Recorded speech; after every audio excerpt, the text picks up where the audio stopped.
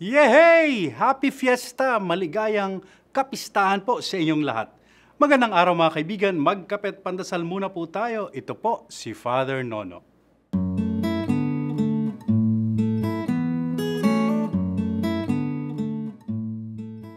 Yes, ngayon po ay kapistahan ng isang dakilang santo ng simbahan, si San Ignacio de Loyola. Marami po tayong masasabi tungkol sa sundalong ito ng kaharian ng Espanya na naging kawal ni Jesus.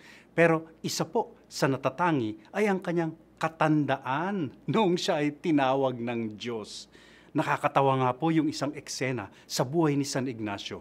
Noong tinawag na siya ng Diyos, napagtanto niya na kailangan niyang mag-aral dahil sundalo siya at wala siyang kaalam-alam sa mga bagay na espiritual. Nais niya rin maging pari na ng simbahan.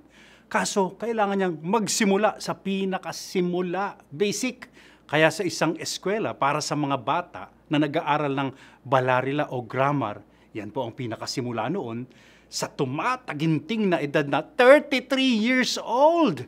Makikita natin si Ignacio na nag-aaral kasama ng mga 9 to 12 years old na mga bata. Awkward!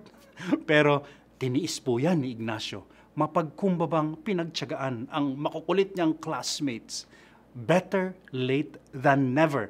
Yan po ang sinasabi nating mga Pinoy. At yan ang tinuturo sa atin ni San Ignacio.